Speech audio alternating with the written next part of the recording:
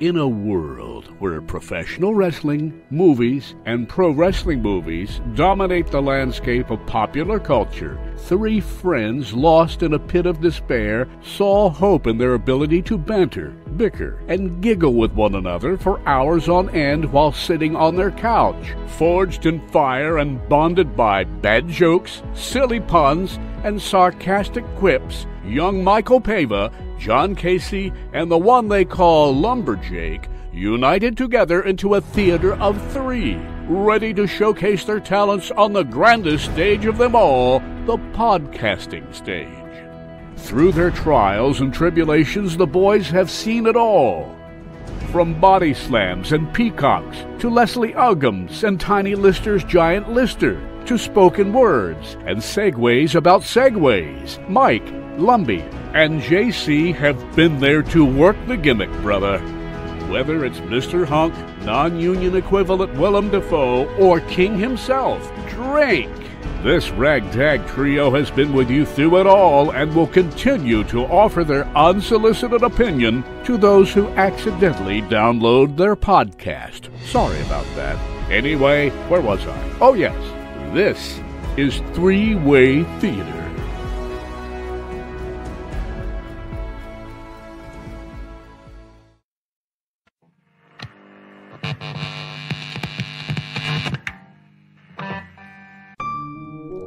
Three-Way Theater. Welcome to the Three-Way Theater. Yeah. Ha. You know. Hey, y'all ready? Let's go. We all about wrestling, but don't call us fanatics. We talk about wrestling movies, review the classics. From Ready to Rumble, body slamming, Russell Madness. You can tell it's our passion. Now we into podcasting, screaming Northeast Championship Wrestling. Yeah. Mr. Peacock, go ahead, represent. Yeah. Three-Way Theater, three the hard way. From your boy Mike, JC, and Lumberjake. Yeah. Welcome to the Three-Way Theater. You know. Hi. Welcome to the Three-Way Theater. The three-way. Welcome to the Three-Way Theater. You know the three-way. Welcome to the Three-Way Theater.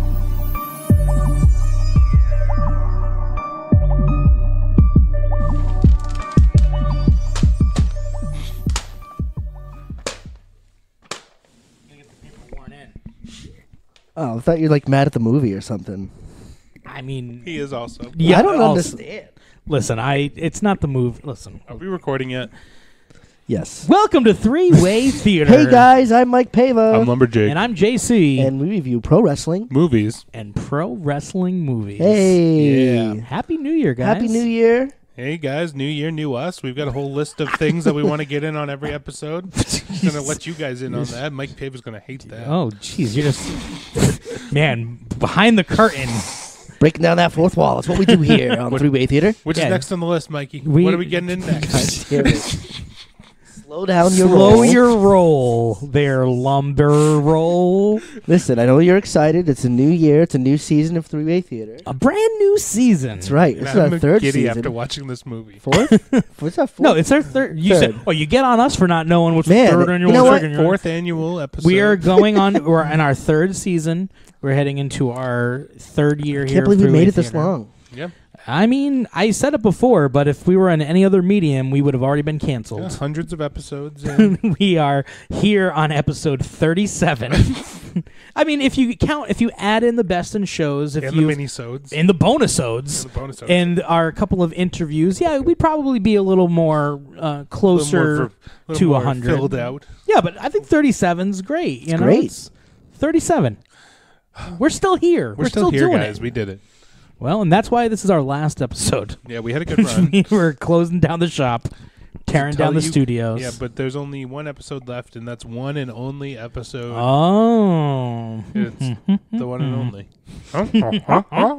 Now, this episode has been highly pined for in the past. We've also said we were going to do this at a previous time, but we didn't. But here we are. No, we did. This is just a lost episode. Yeah. We recorded this in 2015, and we're only releasing it now. which is even more impressive because we started recording in 2016. So the fact that we did an entire year before we even thought about doing this show. This is the pilot. This is the pilot. Anything to get body slam out of there, huh? This is episode 0. Yeah, episode 000. The one and only has been requested by many of our listeners over the years, and I've kind of kept it back on purpose. I spoke about this before off the air, but we did a lot of big episodes in our early run, and I wanted to hold some things back. You don't want to give them all, you don't want to give it all away right away. Right. But we gave most everything else. Yeah. No, we definitely gave away way too much. Yeah, way too much, way too fast. We still have a lot to give. We do. And I know we're all very excited to talk about this film. Mammy. Mammy. So before we dive in, let's take a step back. Let's dial it back a little bit, and let's talk about the basics. So this is the one and only, starring Henry Winkler. Yes. And William B. Daniels. You mean Mr. Feeney? I sure do. Mr. Feeney. Not that Feeney. Nope. Other guy. Unrelated. And this was 1978, written by Steve Gordon and directed by Carl Reiner. Carl Reiner, he's Wow. famous? He's very famous. And that's one of the things that blew my mind just within the opening moments of this film. We'd seen Carl Reiner's name plastered right across. Yeah, I did a triple take. It was like one of those things where I was typing on my computer, I was looking, I came back and I did wait, what? And then I went back and I'm like, wait, again? Triple took Maybe that. it's Carl Reiner. Yeah. But no, it is Carl Reiner. He is a writer, director, actor, Father, son. Yeah, He's done it all. Holy Spirit.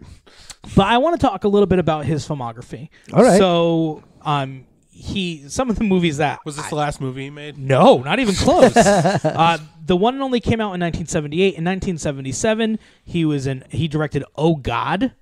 The movie. Okay, yeah. Wasn't Sammy Davis Jr. in that or something? The Oh God movie, 1977, when God appears to an assistant grocery store manager as a good-natured old man. And, of course, that old man was George Burns. George God. Burns, that's who I'm thinking of, not Sammy Davis. John obviously. Denver, Donald Pleasance, Terry Garr. Ooh, I love Terry Garr. Terry Garr's great. Yeah, she was the hot blonde in Young Yeah. Frankenstein. She saved the world. She sure did, mom and dad. Yep. After the one and only, in 1979, he directed Steve Martin in The Jerk. Oh, he was born a poor black child. Some of the other movies that he directed included 1985's Summer Rental. Oh, classic John Candy. John Candy, and Dan Aykroyd. Yep.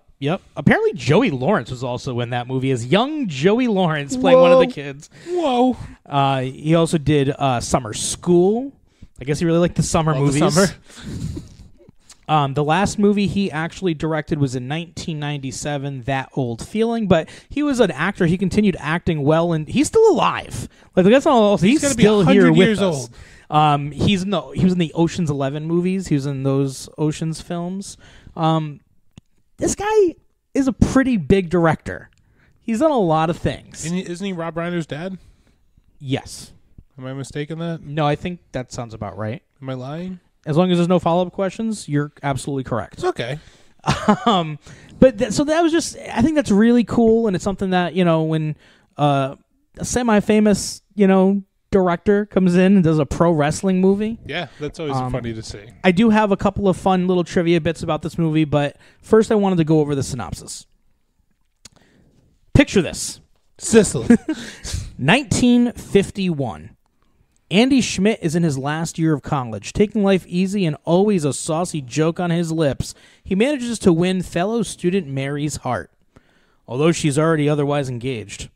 But getting a job after college turns out much harder than he expected.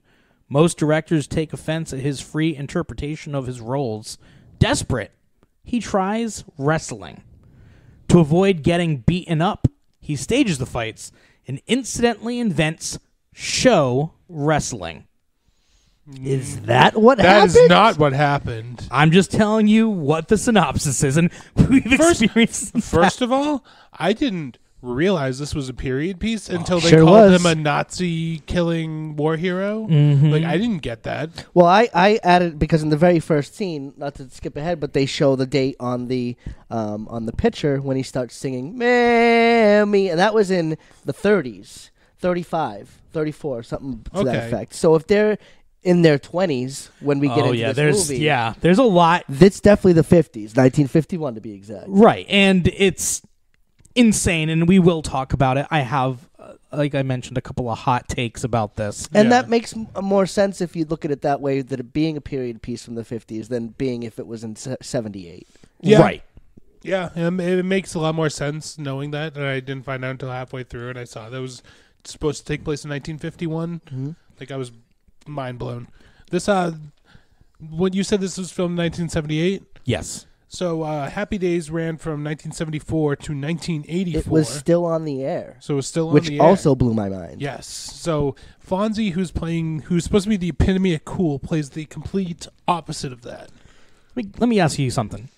If Henry Winkler wasn't playing the role of Andy, is there anybody that you could see jumping out as playing that role? Could I use people today? I would prefer it to be era specific to the late 70s, early 80s that you could see playing the role of Andy, because I'll tell you who the original actor was that was going to Ooh. play it. It's hard for me to think about. Chevy Chase. That was before my time.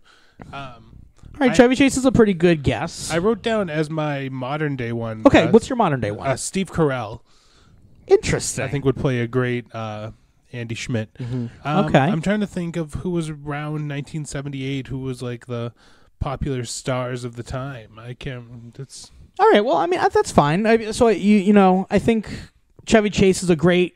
Steve Martin. Steve Martin. Well, yeah, he came out in The Jerk the next year. Yeah. So you might be surprised to learn that this role was originally slated for Dustin Hoffman. What? Wow. What? So I can see it. Henry Winkler first became aware of the script of The One and Only when he ran into actor Dustin Hoffman in New York. Turns out Hoffman talked for about a few minutes about different screenplays that he owned the rights to.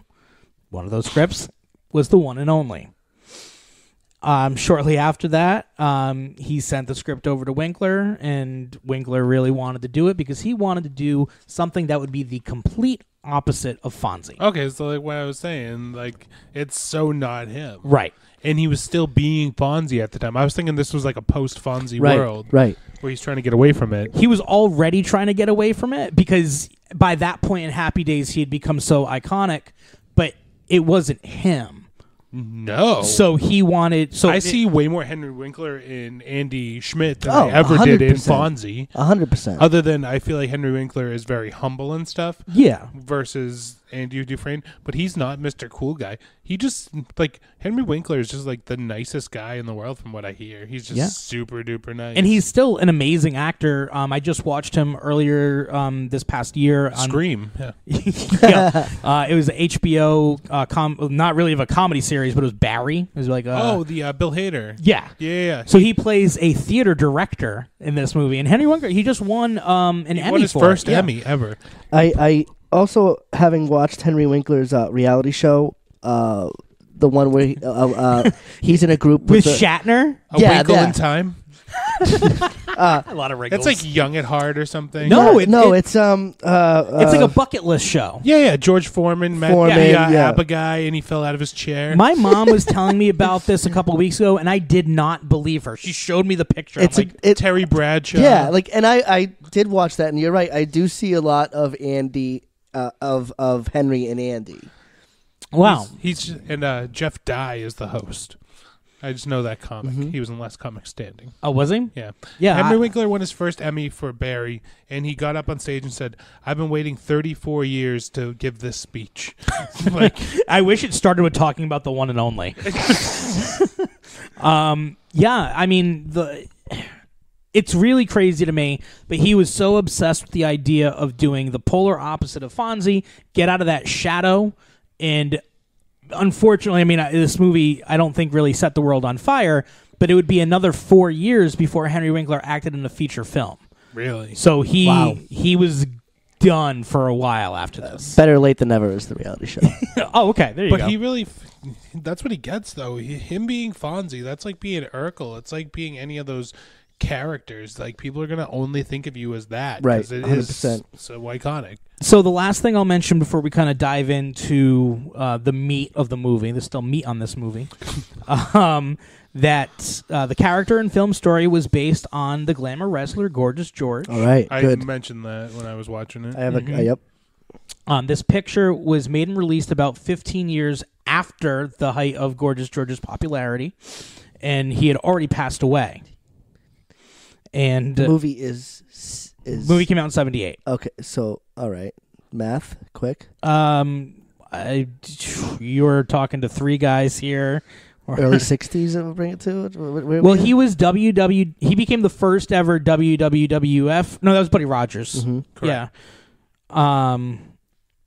Well, we are just. Well, Gorgeous. I mean, Well, Gorgeous George was such Gorgeous an George integral died figure. in 1963. Okay, so there we go. So Okay. yeah, that tracks. 15 years. Such an integral figure in the dawn of wrestling in that time. So, and exactly that definitely popped in my head in this after watching it a second time because I enjoyed this movie so much. You bamboozled your girlfriend. I into sure this. did. Yeah.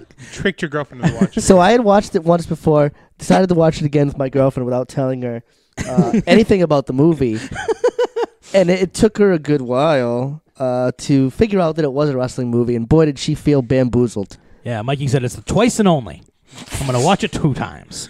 The one thing I'll also mention, so, as they were developing this film, the Winkler commented in an article that Gorgeous George had blonde curls and sprayed himself in the ring with perfume. If that doesn't shatter my Fonz image, nothing will. All right. That's a good point. So he really was adamant, I think more than anything in the development of this movie, reading the script from the Hoff. That's what I call Dustin Hoffman. And He had like an opposite Jaleel White effect where instead of trying to become the cool guy, he wanted to not be the cool guy. Yeah. He wanted to be the nerd. He wanted to be the wimp. That's so weird to me. as a sex symbol, as an icon, like he just like, I'm good. I don't want that. Because I'm not that. It blows my mind. Yeah, it's crazy to me.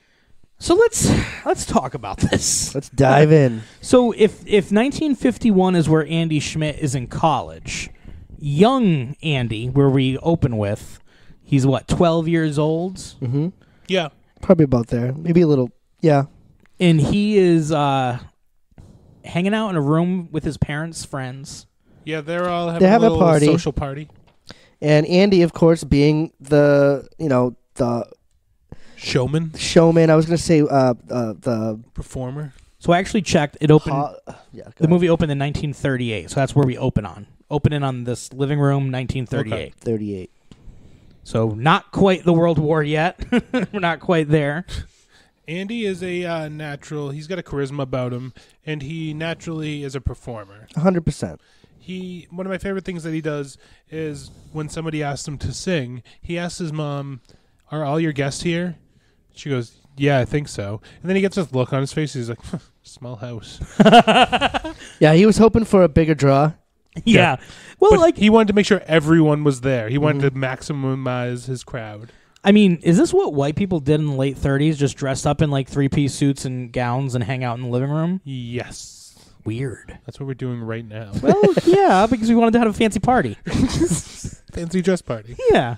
I don't know. It's like a weird thing to do because it doesn't seem like they're hanging out there for any other reason but to like see Andy's show. No, I mean, they're having a house party. Andy just insists that he wants to. He's got an audience. Yeah. He wants to do his thing. Well, his mom asked him to sing. We're also shown, which follows him later on in life, that he doesn't like being interrupted during his Hates it. during his shtick. Well, because while he's singing Al Jolson's "Mammy," he Will you pass the cucumber sandwiches? "Hey, do you want to talk or do you want to hear me sing?" I popped so big at that. I'm like, "That's a good point, kid." And then the mom's like, "Andy, apologize to Miss whatever," and he's like, I "I'm sorry. apologize. Are you done yet?" talking? Yeah. So good. That was phenomenal, and that's all you need to know about Andy. Yeah, that pretty much that tells you everything you need to know about the character. And it blows. Andy Schmidt is the one and only well before he's ever the lover. Yeah. Well, but that's In what my mind, the lover is the one and only. You know, like I always took that as his wrestling character, but the one and only really refers to him as a person. He Right. is the one and only. And he believes that from the time that he was 12 years old in front of this audience, and he continues that as he gets older. Andy always believed in himself. He always knew he was going to be a superstar, and he said it from the beginning. Yep. And there were a lot of people who doubted him, and a lot of people who didn't believe that he was going to be this big superstar, and he fucking, spoiler alert, fucking did it. Well, I'll be one of those people that will dissent because I have a real love-hate relationship with this film. When Andy went to went to that girl's parents' house, did you get like a little shell shocked? I felt very connected to Andy at Little very points in this PTSD. movie. Yeah, yeah, I knew what Andy was going through there. So I'm just going to put this out there. I really loved the movie. I really fucking hated Andy.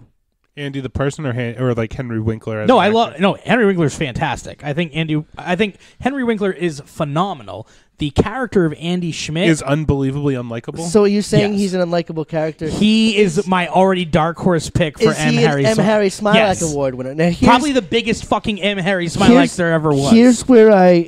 Here's where I will disagree with you because I think that M. Harry Smilac fucking wished he was Andy Schmidt. Okay? Andy Schmidt was funny. Andy was able to get... What's so funny about him? Andy was able to... What's so funny every about fucking him? time was he kinda made a funny. joke, People were popping. Mary fucking laughed and she Mary's a smiled. fucking psychopath. Mary- And we'll talk about Mary. Listen, all you gotta do is make them laugh, make them laugh, and you can fucking get in their pants. Listen, So, okay, so he goes from a child and it cuts to him in college, and he just sees this girl walk in, and he just starts staring at her. Well, I like how that's the very first like real scene in the movie. We go from black and white to color, and you're right. Mary walks in. We see this first interaction where there's no discussion between the two except for weird eye contact. So I've already established that I hate Andy. Yeah. Mikey is kind of on the opposite of that. Jake, where are you landing on this? You know, what are your feelings on Andy as a character? I would hate Andy if I knew him as a person. But if he was your friend, I would be okay. Would he be your friend, though? Like, would you say this is the guy I'm going to hang around with? I hang around with him. I hang around with many of him. We are we all are him. Andy. We are Andy. There are people who fucking hate us, He's but the we don't worst give a parts shit. of us. Yeah, man. Like, yeah, I All right. agree. All right. So he's just staring at this girl who's trying to read this newspaper, and then she finally looks up and makes like a goofy ass face at him. And that's when he knew he was in right there. Yep. He said, "All right, there we go. Like this is it." That was my in. That's all I needed. And he didn't even need to say this genius pickup line, which was, "Do you pick your nose?" Yeah, excuse And me. if you want to argue whether that was a genius pickup line, it fucking worked because they were on a date the next fucking night. Well, I couldn't imagine a girl as pretty as you picking her nose. And then she goes, "I pick." I pick. Whoa. Yep. Mary's a fucking psychopath. So here's what I Listen. was thinking. Was that her trying to deter him? Yes. You think that was her trying to get him away? Yes. And then he goes, "I want to take you out." She goes, "Why do you want to take me out? Good food, good conversation, perhaps some premarital sex." Jesus Christ. He is a man I know by the name of MTE. All right, you know what? You mentioned this before we went on the air, and for many of our listeners, you don't know who we're speaking of. We're talking about my cousin, The mass technical expert. the mass technical expert, Michael Tootsie Esquire. Mr. Tuesday Evening. He was a 7-year college student, not a doctor. And he has a very specific way about him. And I do agree with you that now that you bring it up and you say it and you put a face on it, yeah, a lot of his lines and sayings are absolutely that of MTE and Andy Schmidt as one person. And the premarital sex line leads her to going, "Who are you?" And he goes, "The one and only Andy Schmidt." They said it. What? They did it. In the first 5 minutes of the right film. a fucking I way. popped. You know, I love that shit.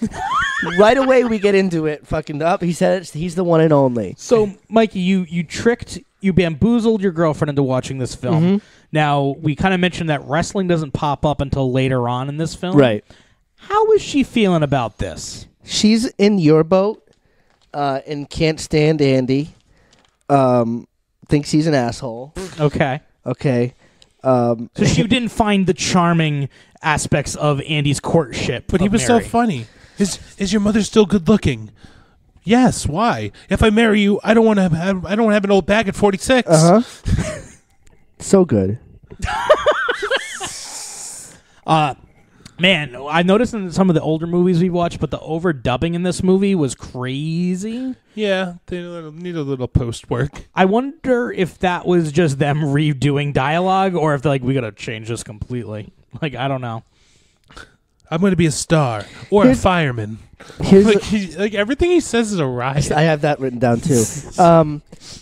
Is Andy, and I asked this to my girlfriend, is Andy cocky or confident? Here's the thing. I can't tell if he's doing shit intentionally. He's like when he was with his he is. Like when he was with his football coach and they were all like, "Yeah!"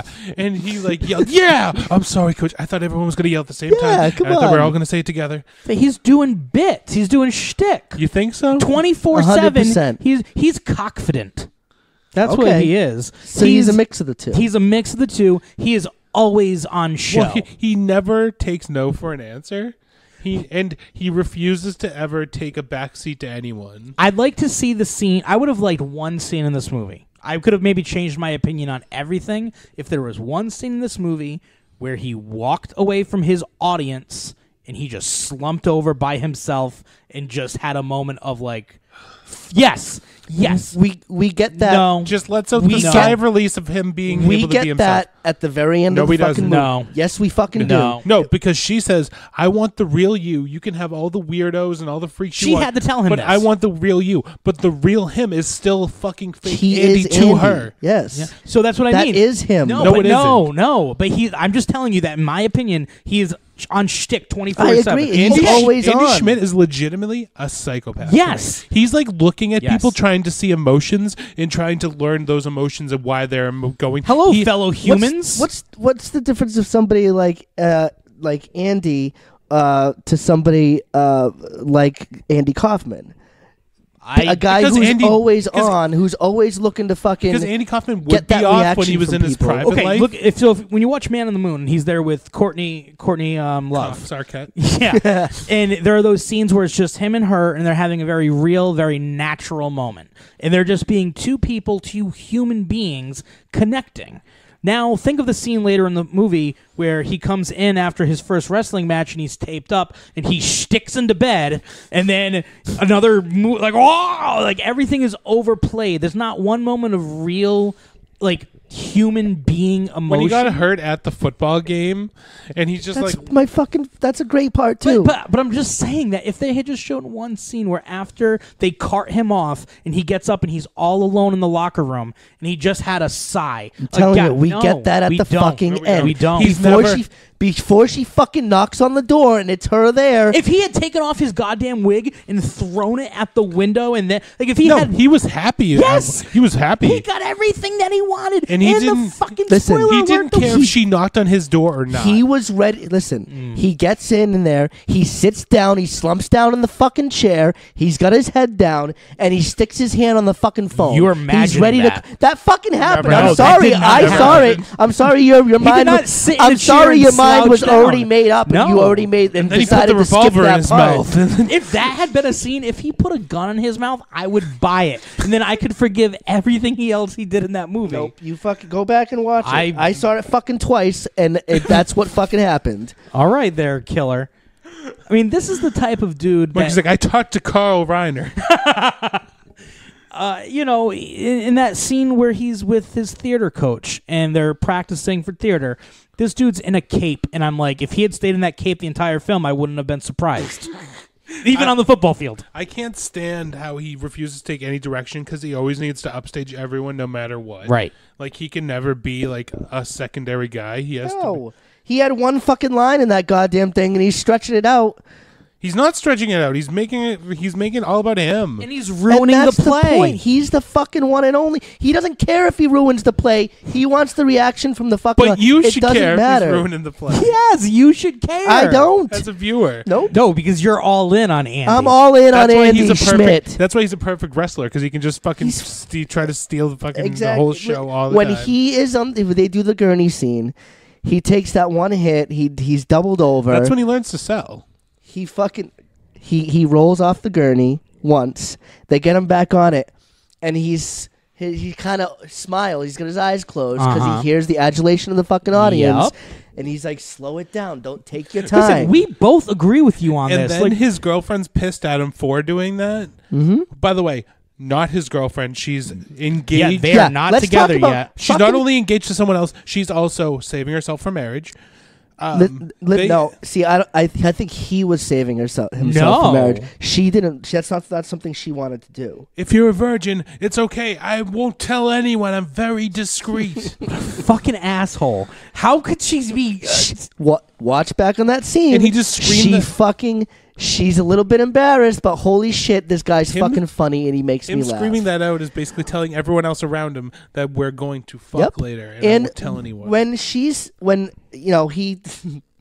We get to the scene where he's the biggest douchebag of all. The car scene. The car scene. That's right after. Okay. That's right after the football thing, where she's mad at him for faking the football. But here's the thing.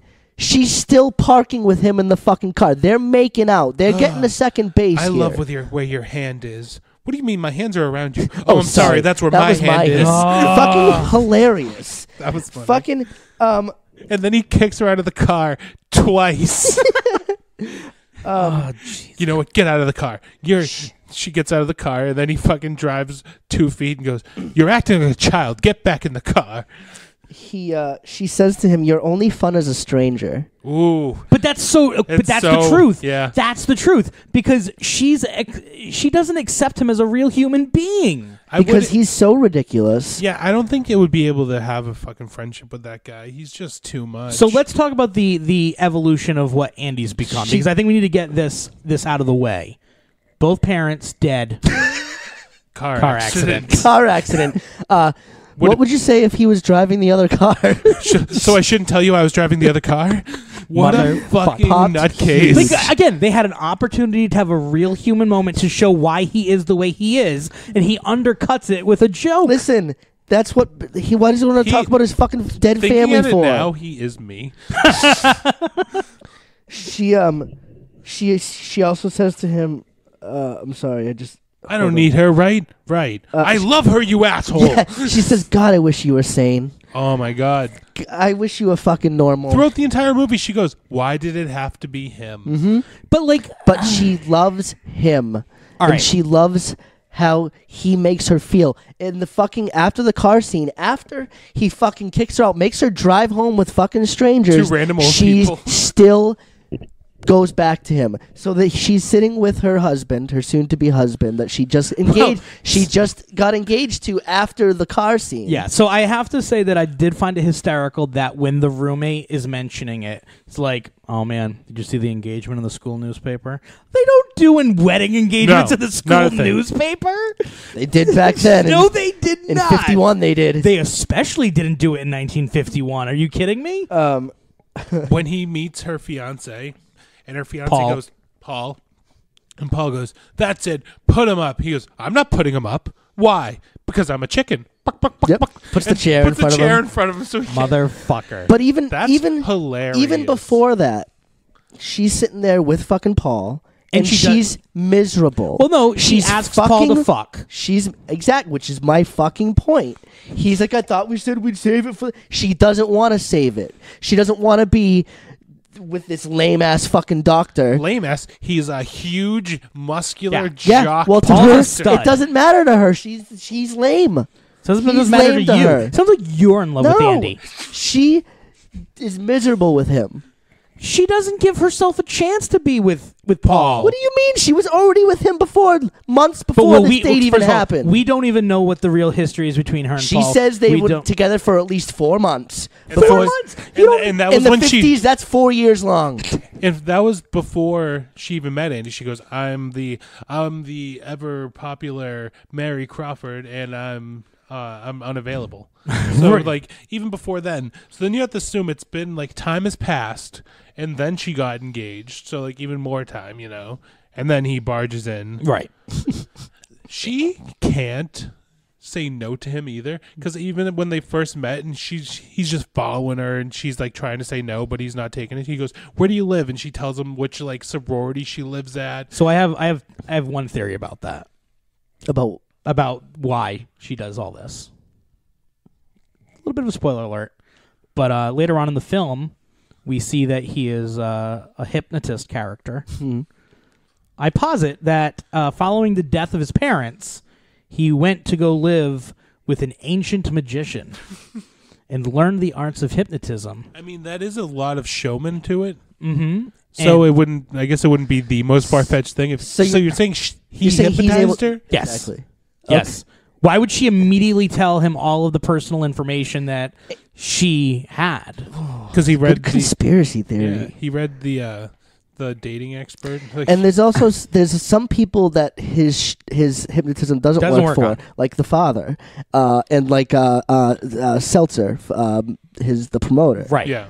Well, but that way he doesn't have his thrall over them, but he always keeps on trying. Mm-hmm. He keeps on trying to put that work to good, putting that power to use. It's like the realistic hypnotism where it's just like positive affirmation, Yes. just like it's not like the look into this watch right. or whatever. It's just like you keep telling him this and boom and like the movement and that's why later in the movie when he does the hypnotism gimmick, it's so over the top because he's just having fun with it because he's a real hypnotist.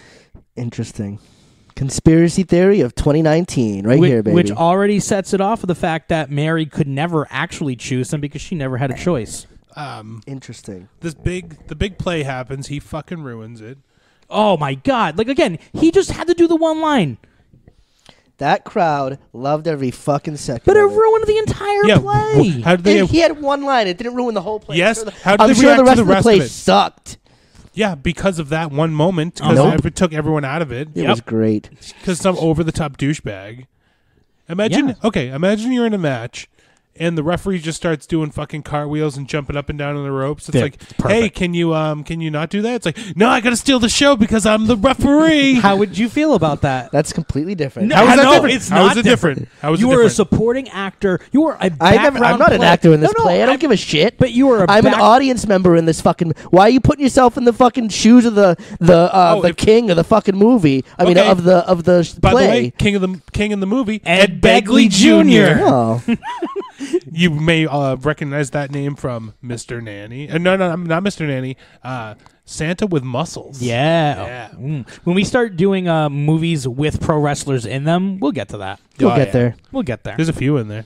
Ed Begley Jr. I was surprised to see him in there. He didn't look like Ed Begley Jr. Because he was 1978 Ed Begley Jr. So, Mikey more to your theory, JC. After he meets the fiance, she leaves both. She's like, all right, I'm out of here. Andy, I'll talk to you later.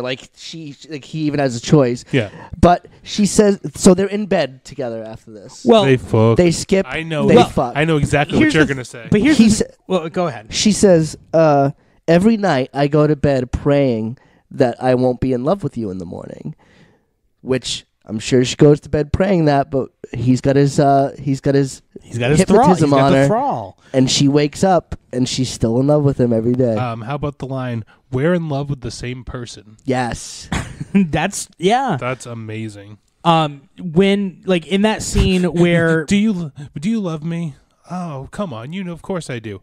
As much as you love yourself. Oh, it's like apples and oranges. It was a very subtle line in the scene still at the college before they officially became a couple, where Mary's just sitting there and he comes into the bedroom and she's like, "The police will be here soon." And it's just and he's like, I know. It's because he broke into the sorority. Right. But it's one of those things again where he's... Something else that he does... And I bet she bailed him out. Yes. Something else that he does is when she first meets Paul, he's like, "Oh, you must be the fiance. It's so nice to meet you. I'm her lover. I assume you'd be okay if I still had her on the weekends." Yeah, and then he starts kissing her neck. Yes, Oh my and she like God. doesn't like stop it. Nope. And he doesn't stop it. So it's like they're hypnotized. Yes. JC. Fucking damn good conspiracy theory. Just fucking. You know what? He hypnotized me, baby. Oh, you sure did. And then he finally meets the parents. Yeah. It was Robert De Niro. Yeah. Can you milk me, Andy? The father played by Mr. Feeney with Sans mustache. Who looks exactly the same. Minus the mustache. Minus the mustache. But that's a man that did not age. He had Arn Anderson disease. Yes. And the mother was on the show Alice. She played the character Flo. Oh. Yeah. I did not know that. That's Yeah. great. And yeah. their son Sherman was on an episode of Beyond Belief, Fact or Fiction. Sherman? I had a hamster named Sherman. Oh My God. father's name was Sherman. And so he passed away. It's okay, so did my hamster. Mom, Dad. You can call me Tom. Oh, Mom and Tom. It's perfect. I love him in this. I don't know why. I don't know. I'm getting You were hypnotized. hypnotized too. Getting hypnotized. I am not under the thrall of Andy Schmidt. No. So they moved to New York. Yeah, so do we know where they were? Like, where were they living? Do we know where that was established? Were they? I think Well- they were like in Illinois or well- something. Like oh, some where they small were town, living yeah. before where, that? like where college was, where the home was. It says where the college was in the synopsis, but I can't remember. I Yes. think it was somewhere in the Midwest or All something. right, so it's a Midwest small podunk town, and Andy's got dreams of being an actor, He's got dreams of grandeur. and it kind of made. And I understand why, movie-wise, why they would go to New York, but wouldn't you go to L.A.? Would you go to Hollywood? I feel like he went to New York because the- that's more like the place, like even Especially in the 50s. Like, Yeah. New York. if it's you the can make place- it there, you can make it anywhere. Right, like it's the city that never sleeps. It was still shitty New York. Like it was, yeah, like fucking hookers and fucking yeah, Times Square was a fucking mess. But to Andy and of course like everybody else sees that this fucking apartment is a piece of shit except for Andy. Yes, To him, he it's- loves it. He's like, you never hear about any actor that didn't start off in a shitty little place like Hey, this. you remember I took my first piss at fucking the Sardi's. Sardi's restaurant. First Like, time I peed in New York City was at Sardi's. every little thing to him is he's saying hi to all the actors sitting by him. All the like all the pictures. That man's a monster. How long was he holding in his pee for? They moved to New York, they moved in, and then they went to the restaurant, and then he he had to peed. pee? he's got a bladder like a camel. God damn it, Andy the Camel. So they're living in poverty. He goes into a film agent office posing as somebody else. Yeah, Kermit the Frog did the same thing in The Muppets Take Manhattan. Hello, I'm Andrew Schmidt here, looking to speak to Mr. Guadamatalo. I am Ray Romano. Like, it's the same fucking bit. Fuck. And then, as he's trying to do that, he's wooing over this secretary too. Hypnotizing. Loving it. Hypnotizing. Oh my God, you're fucking right. She was like laughing. She was loving at all of but his. that's little the shtick. reaction that Mary gives him. That's the reaction that people, even the mother gets hypnotized at some point. Even the mother gets hypnotized eventually because he's just so irresistible. Yeah, but know who else the little secretary loves? It's Hervé Villagers. You can't tell, but he's gonna munchkin. I'm holding a munchkin. Yeah, let's just keep that to ourselves. We're not keeping it ourselves. We just announced it. You did. Hervé Villagers, star of Fantasy Island, known as Tattoo, The plane. Fucking Milton the Midget comes out. with a sweet mustache. That is a creepy fucking stash. So again, as Lumberjake mentions, like he can't take a backseat to anybody. He sees Milton come in, and he's like, "Oh, I gotta say I'm with him." And then he starts burying Milton because he's short, and he's like, "Hey, remember who you saw first?" So- keeps trying to undercut him. At this point, as we're introduced to the midget, as we're introduced to the fact that he cannot get a meeting in New York with anybody for a job, Mary has been the sole breadwinner. She is at the office in 1951, which is like kind of an unheard of thing, women in the Yeah. workplace. And she sits there, her mom calls her, and she's crying on the phone. Is that a personal call? No! No. And then he comes back. Is that a personal call? No, No. can't you give me some privacy. She's woman's crying. That That means was a it's personal call. Like that was hilarious. That was great. That was goddamn hilarious. That was great. But she's at her breaking point. Why? Because Andy's not there and cannot hypnotize her into submission. Those were her moments of her free thought and talking to her mother and realizing, wait a second, I'm the only motherfucker working and paying bills. Her mother is also crying Yeah. at this horrible, poverty-stricken place, but they have a great view. Right. But like, okay, Andy's a struggling actor. He's trying to become an actor. And it's not until pro wrestling that he actually tries to take any other kind of job. Yeah. You can't go work at a fucking fruit stand. You can't go sell a fucking paper on the corner. No. No, that's not what not he performing. wants. Motherfucker. Then Hervé Villachez tells him, I do a little wrestling on the side. I'm like, 42 minutes in and there's finally wrestling said. Well, this is they go out to they do the scene with the secretary, then they go out to dinner after. Hey, come out to lunch with me. I think you're funny.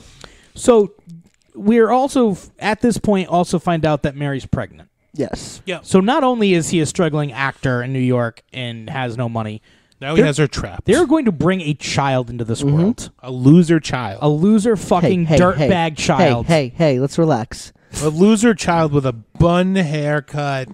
And I love this wrestling promoter so much. Sal Seltzer. Sal Seltzer.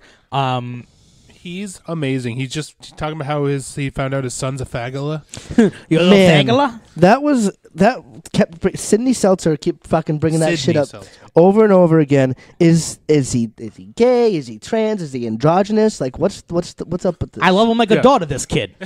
Oh, you need some hand-me-downs? I got boy and girl clothes. Yeah, like all of it's just so funny, and it would probably be offensive, but It was offensive at the end when he finally dropped the F word. Yeah, you could mail him to St. Louis for under $1. Oh, talk about fruits. I bought my son a football and he decorated it. I'm like, is that even a thing, really? So I have Bedazzled it. I have another hot take. So Mr. Seltzer is coming off as a very bigoted individual. But here's what you have to keep in mind. This is 1951. He is actually accepting of his homosexual son. Yeah, I agree with that. So I wouldn't say accepting. it is 1951. And he has not murdered his son, so right. Okay. Correct. Fair enough. He talks to his son. He actively tries to get his son a boyfriend, asking if Henry Winkler is a fagula. Are you a fagula? My son. He's like, All right. Yeah, that's progressive. So we're in 1951 pro wrestling locker room in this environment. He's on show. You talk about Andy Schmidt being on show 24/7. Sidney Seltzer's on show, and he's just playing up the gay stuff because he's just trying to keep. Oh well, my son's a fag. But he loves his son. And he's there to. He's open about it. If this was 1951, he'd be. He would never talk about it. Right. So I actually think that this is a very nuanced performance here, where he's doing the best he can. One of my favorite lines is when he's Tattoo's trying to pitch Henry Winkler as a wrestler, and he goes, "You can do David versus Goliath." And the promoter goes, "I've been doing David versus Goliath for years. I've been doing it so much I'm up to my ass in slingshots." And it's so true. It's like David versus Goliath in wrestling is so it's done. It's over. He Sidney Seltzer says to Andy, he goes, "Have you ever wrestled before?" Lie. I wrestled a little bit. Perfect. Yeah, man. I'm a big fan of Sidney Seltzer, and I think again he's very nuanced for a guy that was born in like 1910. Yeah. And is sitting here older than that, really. He's more than 50. I picked him at 50, but he's probably a little bit older. But those guys. I don't know. Those guys back then, 50 in those times, they looked like 90. Right. And, exactly. And 20-year-olds look 50. Yep. And 10-year-olds looked 6. Like everyone was, the ages were all over. So, boys, let me ask you: is wrestling real or fake? Fake. I say fake. I was torn back and forth because. So they were So here's the thing: they were working Andy. So that first match was specifically designed to break him in. Yeah, they're roughing him up, or to maybe make him sure he never comes back, that type of thing, or make him sure that he's gonna survive. Okay. It. Like if this guy's if he's gonna stick. Yes, it was a test. War Hero Andy versus Indian Joe. Right. And Indian Joe hates white people. Indian Joe, three-way theater all-star. Oh, Incorrect. What? Right? What? Indian Joe is the big Indian guy, Yeah, not the big fat guy. Indian Joe's Chavo Guerrero. Was it? Yeah, Yes. it was. Get out of town. Yes. was. He looks so big compared to Henry Winkler. Well, that's Compared to Henry, yeah. Not the only three-way theater all-star, because the big fat guy, the elephant, The elephant as well, yeah. was both in Mad Bull and Ready to Rumble. That's as right. The suction, And both had good scenes yes, as well. very much so. Andy, before he's wrestling the Indians, Milton says, "Don't do anything against the rules. That's the Indians' job." So That's right so now true. they're setting up, heels and baby faces. And Andy even says, like, no one's supposed to get hurt, right? He knows not to hurt me, right? No one will get hurt. Right. It's just about pain. A little pain makes the selling easier. Yes. I think it was definitely like they presented it as real to Andy the first time around, and then afterwards, the veil has been lifted, and now they realize that it's a work. Unlike the synopsis makes it No seem. Yes. shit. And then upon learning it's a work, Andy immediately goes into the fucking, I'm the hypnotist now. Well, yeah, his except that's a first- shoot. His first gimmick is a war hero. yes. Well, that wasn't a gimmick he got to choose. He Right, just it was thrown in given there to him. as he killed Nazis, like blah blah I mean, blah. you And could when I realized how old this movie was supposed to be. Right. Well, the thing about it too, you can see the way his characters progress between each character, because his first gimmick as the war hero, he just has a bathrobe on. Yeah, right. He's really got no gear, Yeah. so to speak.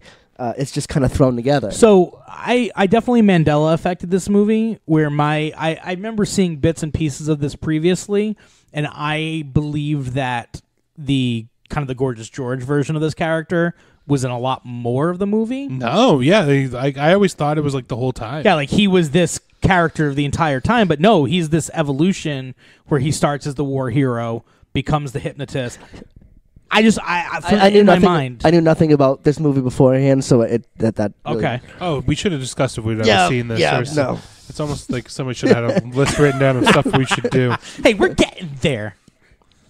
Off the hair, huh? So when he does the hypnotist gimmick, I'm dying because the lady in the crowd losing her shit. Wait, he's a hypnotist. It's amazing. It's so good. I have fucking amazing here as well, because he's hypnotizing the elephant. He's hypnotizing the ref. No, he's getting the ref now. It's such a good gimmick. I want to bring it back to NCW. It's pretty awesome. It's a Yeah. fantastic I'm surprised gimmick. it hasn't been done more so. Yeah. It's amazing.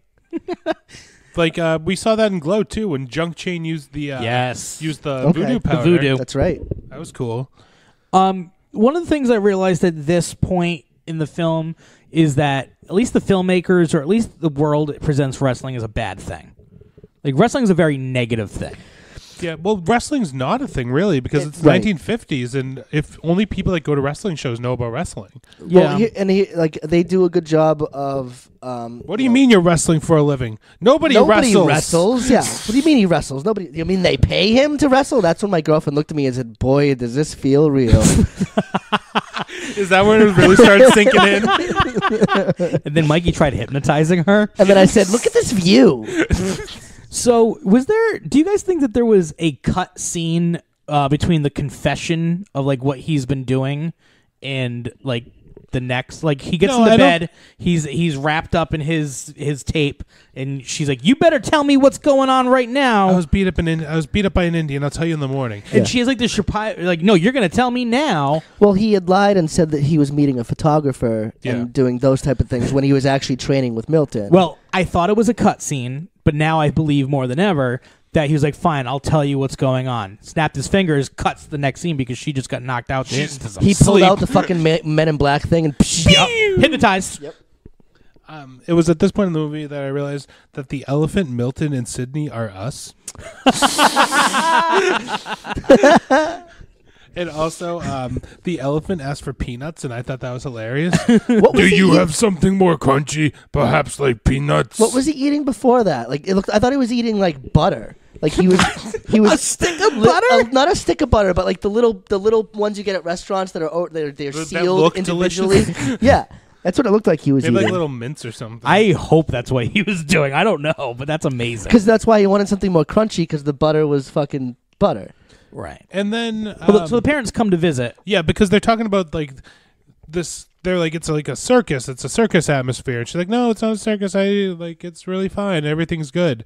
And then the fucking circus comes to town. And, like, Mary's yet to meet any of these people. Right. So she knows nothing what's about to walk through the door. But to Andy's be now just fair- trying to fucking... He's peacocking, trying to show up against Mr. Feeney. Hey, where's your shitter? Sydney. I'll come say hi after I shit. I respect that. Yeah. It's wrestling. And He it's has that show. bowel irritation. Sydney is like me because whenever I show up at a new place, I got to take a dumper. It's so true. Yeah, I got to dump it out. And Mike always sticks his hand up the first dress he sees. How long are you in New York? He was being so creepy. She was not into it So the entire movie... at all. No. The entire movie, they keep on saying... That he's a ladies' man. Yeah. I mean, so is guy that- gets laid up 6 times a day. But does he? yes, I because he's believe got a it. huge dick. It's the curiosity factor. But then- he but- already fucked the secretary. But Mrs. Crawford doesn't feel that way. well, that's different. How? Because she's not from New York. In like any other movie, it would have been like the wife is like into it, Right, and like right. the husband's like, and then Remember, they like end up- when the wife was obsessed with the slammer? yeah, Yeah. exactly, Exactly, exactly, same thing. exactly the same thing. And she was like smitten, and then ended up banging whatever. But no. She was not into this guy, and he kept trying to stick her hand up her dress to the point where she freaked out because she was sexually assaulted. And She was and she absolutely- lost her mind about Mm-hmm. it, like screaming. Now, was this before or after Mary had asked them for money?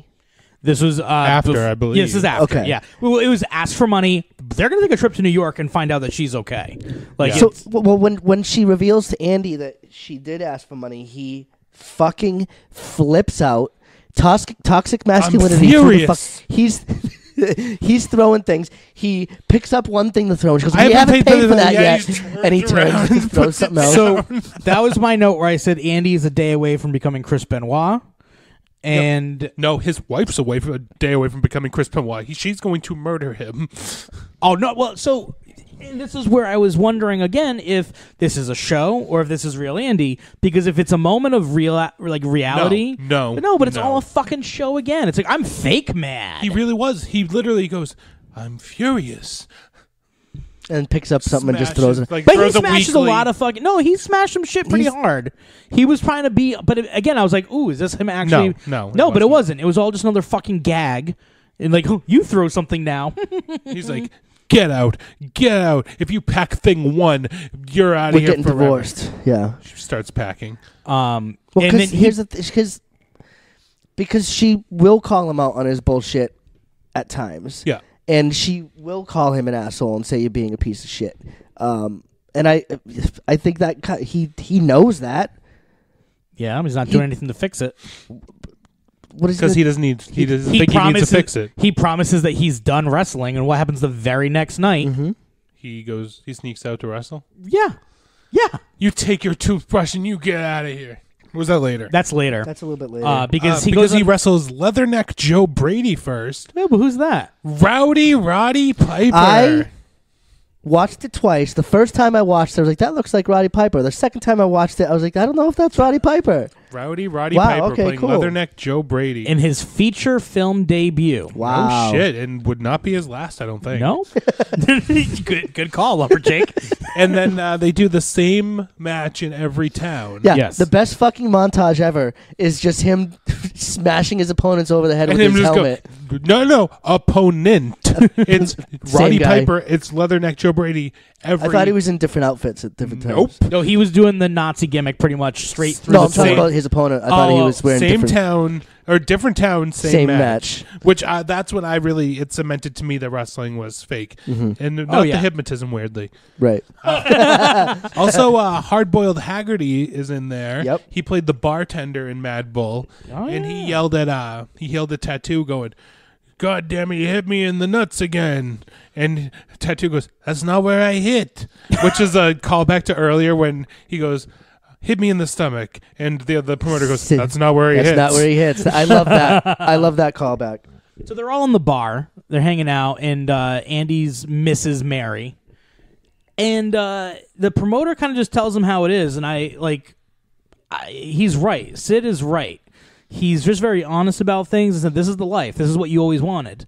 Like, yeah, you're built to be a freak like us. You're built to be like one of us. You're built to be on the road. You're built to be with the weirdos. And Andy still has this hope in his eye, this glimmer that he thinks he's more He's than. better than. And also apparently pulled in the direction of missing his wife. Like I'm an actor, and Sydney's like, well, why aren't you acting? Yep. And during all this time while he's on tour, his child has been born. Yes. Correct. He has missed the birth of his child.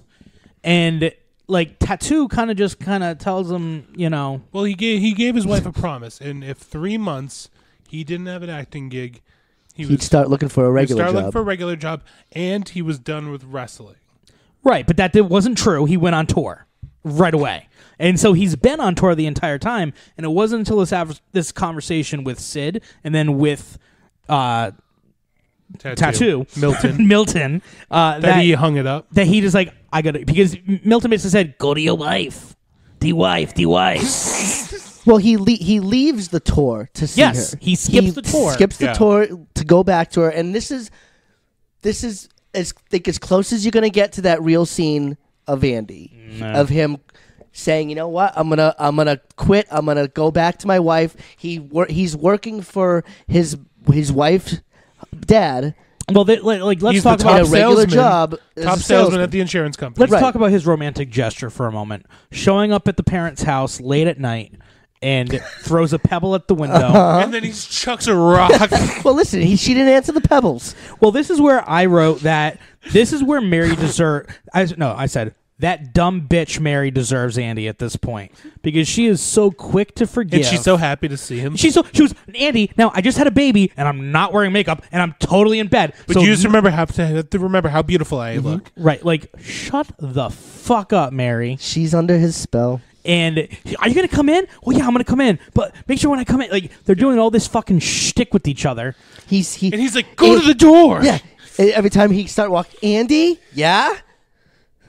Open the fucking door. Also, I love when the elephant insults Mr. Feeney by going, "Oh, insurance, that must be really easy to do. Well, you know, Gorilla Gottlieb, he's one of my friends. His real name's not Gorilla, though. Dumbest guy I've ever known. He sells insurance. Not to undercut what you do, though." You do a really good elephant impression. It's really good. Thank you.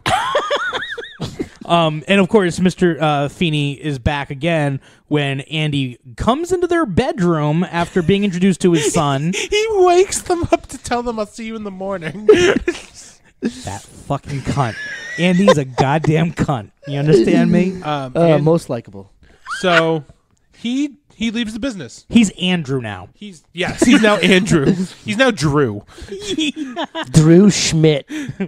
Drew Schmidt. The one of many, Drew Schmidt. The one of many. Perfect. Amazing. He leaves the business, and he's happy. He's out of the business. But he's not. He is happy. He is happy, and he goes, "The only people I need to be in front of are you and you." To him and his mom. Him and his child. No. It was the mother-in-law. His mother-in-law. I don't know where the baby was at this point, but so car accident. They didn't have baby seats then.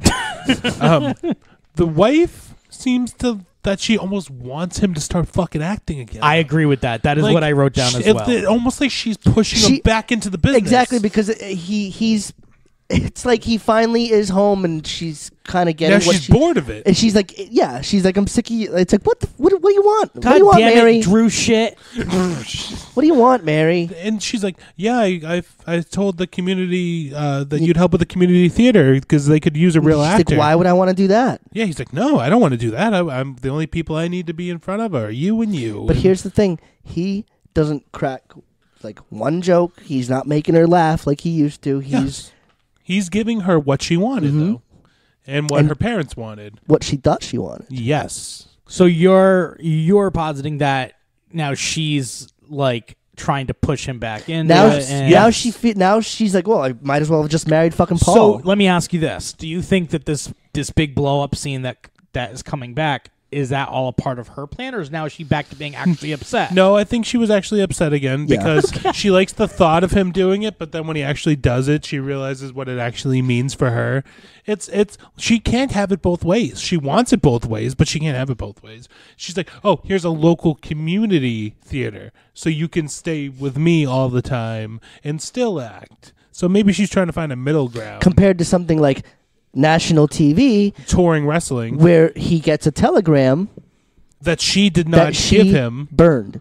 Yes, she burned So it. why even bring it up to him? Exactly, I agree. Because he saw it on TV when the brothers were flipping through the channels. That's right. Look, wrestling's on TV. But later on that night, when she informs him that she got the telegram and then burned it. Because if he finds out that he got that kind of telegram and she didn't tell him at all, What do you think's going to happen? Probably nothing. Nothing. Nothing. He'll fake get mad and start smashing stuff. If you burn one more telegram, I'm divorcing you. Burns a telegram. All right, come Andy's on, wife goes, if you leave, I'm going to divorce you. It's over. So they get a divorce. Well, immediately, the next day, he's leaving to go wrestle. And she's So- like, didn't you forget this? A toothbrush. my favorite line in the whole movie, and I had to replay it a few different times. You're gonna miss your train. She was upset. Yes. No. Trying. She was upset. Her voice legit. It cracked. I was watching it with my sister, and she goes, did her voice really crack, and then they post edited it another? Just what? You're gonna miss your train. Listen, she was very upset at Andy. So bad. It was so bad. I have a couple lines here, and I don't Please know. go for it. I don't know if it was before or after, but he's laying in bed, and this is again another real part that I think we get of Andy. Uh-huh. And he's laying in bed, and he says, "I always want people I don't know to love me. I don't even like the people I want to love me. All these dopes that he just wants to make happy when he can't make his family happy." One person he really cares about Right. happy. Himself. Do you guys notice who the lover took on? Was it Jean LaBelle? It sure was Yeah! Judo Jean LaBelle. Oh, I have it right here. Jean Yeah. LaBelle. Was he credited? Because I couldn't find anything. I think he was uncredited. Okay. He doesn't get the credit he deserves. Well, we've talked about Jean LaBelle, another all-star here at TWT. And it's funny because they also mentioned the Count Billy Vargas as being the referee. Because the Count Billy Vargas is just a real guy. He was a wrestler back in the day, but but that was him. Yeah. It's not like he was a referee back then. He was a wrestler back then. So in this period piece in the 1950s, they're taking this wrestler who wrestled in the 60s and 70s and putting him as his real self as a referee in the 50s. That was a little weird, and I also appreciate it. So this is where it really feels like it's parallel to Gorgeous George being in Madison Square Garden, and actually name dropping it. And they did say Madison Square Garden. They did. A couple of lines from Sydney Seltzer. Okay. All right. Now I know. I just realized what you were going to say. He says, "Don't love anybody, not in this business," which is probably the most truest line out there. And then he says, "You don't get what you want, you get what you deserve." I guess. Yeah. So, also, here's another thing. His 3 previous gimmicks, he was all a heel. Yep. His 4th gimmick, the lover, babyface. Big old Fagel. His first gimmick, the American hero, was not. Oh, a the heel. war hero, I guess that would Yeah. be. You're And right. I would argue that the lover was a heel. I feel like he was playing. Yeah, I mean, in a way that he got, when he's coming down the aisle as the lover, the women love him, and the men love Men him want too. to be him. yeah, He sits on Seltzer's lap, he Seltzer kisses. hates it. He kisses one guy on the top of his head, and he's so excited. He's literally making out with the females on the way down there. yeah. And here's when he's finally on, they're making a big deal that this is the first big televised wrestling event. Mhm. And this Which is not when true, considering we saw it on TV multiple times beforehand. Just FYI. but from Madison Square Garden. The announcer also makes a point to the people in the crowd. They're all wearing like suits, and they're dressed up to go see the wrestling show, whereas beforehand it was in dingy rooms and all this stuff. That's also not true to the movie, though, because that old lady screaming about the hypnotist, they were all in suits. Yeah, we're in Sunday best. I'm not discounting what you're saying. I'm just saying I wish the movie... Well, I mean, plus the movie has to go and piss me the fuck off by not showing the match. Well, it ended up fixing everything in the end, because what it lacked in a match at the end, it did make up for in a song. Yes, that's true. Lumberjake, would you? Time for Lumberjake. Titular song of the episode. Yeah. My heart! You'd think you'd be used to it by now. When me and Mikey make that eye contact. When you find the one and only, it's like finding a needle in the hay. Every one of us is looking for love. When love comes along, you can't let it get away. Then you're someone's one and only, and she says that she's nothing without you. When at last you know where you belong, then you're one of the few chosen few. Yes, one of the chosen few. Well, I found my one and only, like the long, lonesome river finds the sea, and I can't believe how lucky I was that you and your love was waiting around for me. Aww. And this has been... I just Timmy Thundered myself and hit my yourself in the tooth on the microphone. That has been Lumberjake's titular song of the episode. Yeah. So before he leaves, he's got this beautiful blonde baby. And then after his match is over and he's in his hotel, the mother bursts in holding a dark complexion baby with dark black hair. Hey, Mary, I don't want to be a pain, but is that a different baby? Mary? Mary? She's like, no, I'm going to hit you, but then take you back because now you're really rich and famous and have a lot of money. So I did. So what a fucking gold digging bitch. So wait, before we get into this, I did want to pull up the scene. Just to see if Mikey was right or if I was right about the melancholy truth of... okay. So... Mikey, close your eyes. Okay, he's walking in. He's coming in. He's after the match. He's kind of sullenly walking. I wouldn't say he's solemnly at this point. He's just kind of doing his thing. He's walking in there. Mm-hmm. He's putting some stuff. He's just taking his stuff. It's been a long day. He's been playing with the. But he misses the one thing that. How do you know that? You can't. Yes, I can. You're he's just walking. He's looking at this giant hotel room. Hold on, because he's all alone. Hold on, I'm waiting for him to sit down and grab the phone. Mm-hmm. Okay, he's walking. All right, he's walking over. Oh, there's a chair there. All right, there's a chair. He's gonna sit. He's looking at no. All right, he sits. He sat down. All right, and his hand's on the phone, and there's the knock on the door. Nope, I didn't see a hand on the phone. Yeah. Oh wait, he's already up. Nope. His hand was on the fucking phone. What do you mean? What? Look at that open. His phone. Okay, all right. So his hand was on the phone, and then the knock on the door comes to call in for room service. Yeah, room service. because he was hungry. Yeah. All right. He was He's like, hey, this is Andy Schmidt. Whose baby is this? Yeah, this is not my baby. This is not his baby. Oh, all right. So I'll give you that he sat down. Okay, thanks. But he was never melancholy like you made it sound. Yeah. All right. So here's where I rooted for Mary at first for giving him what he deserved, and then I was like, wait a minute. Now that he's rich and famous, he finally is what he always said he was gonna be: a big star or a fireman. And she was supposed to stand by him no matter what, and then she bailed on him. They were married. They were married to each other. She was going to send the lawyers. It's 1951. They're probably still married. Like the divorce thing was probably like, oh, we don't do that. Yeah, even in movies, if you got married, you were still legally married. Right. But yeah, she says it's all good now because now he's got money to support the family and stuff. That's bullshit. That's totally bogus. I agree. Yeah. I think it's bullshit. Stupid Mary. Mary, okay, here's the thing. Mary and Andy, they do deserve each other because they're both fucking psychopaths. Yeah. But now they are raising a psychopathic different child. Yep.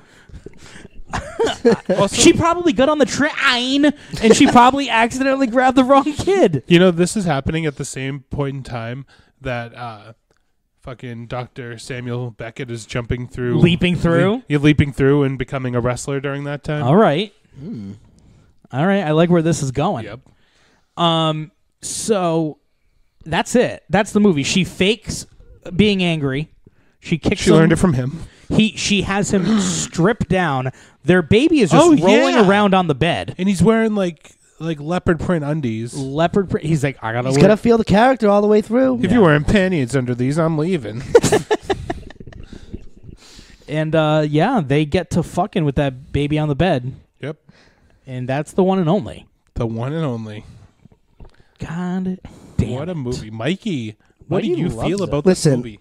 He loves Andy, through all his faults and his it. You have not seemed to found any fault in him. whether you The Fault in His Stars. can't stand him or not, Andy always said what he was going to do, and he Did did what he's it, gonna say.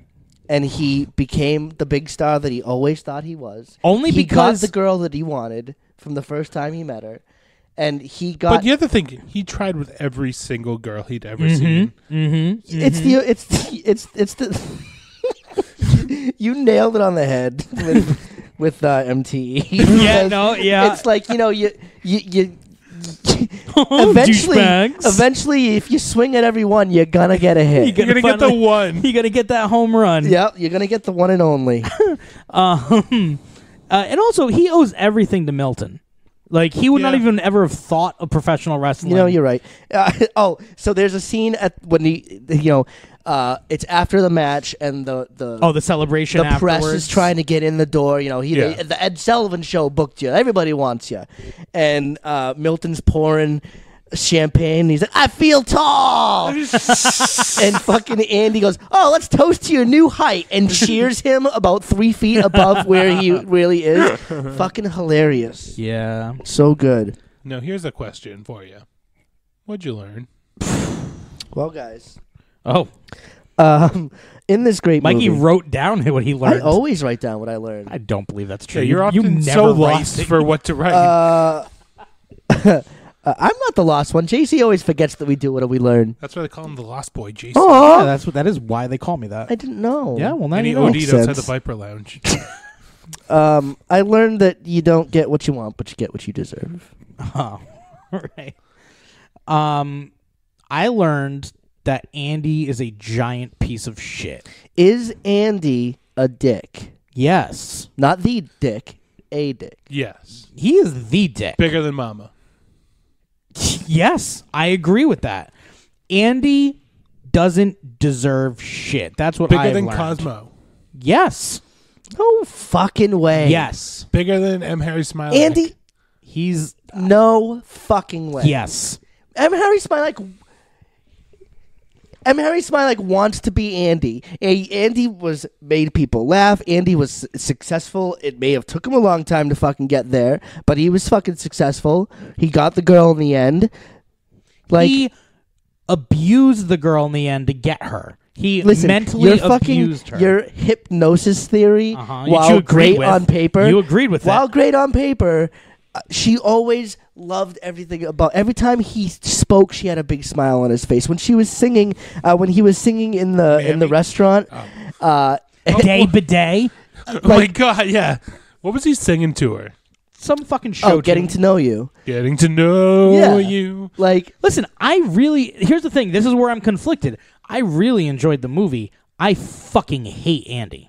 I learned that nobody's ever said anything in Kansas City that's important. So I have a pitch. Sequel. The two and only. Andy Jr. follows in the footsteps of his father Okay. and becomes a pro wrestler in the 1970s. And he has to Andy Jr. is played by Steve Carell. Yup. he has to become somebody famous because Andy was Gorgeous George. So he has to be famous like the Maestro.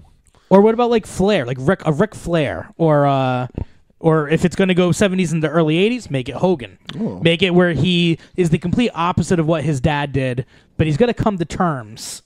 And then you can kind of maybe put a little Rocky in there and have old Henry Winkler come back as the manager for his son's big match. Not a little Bullwinkle.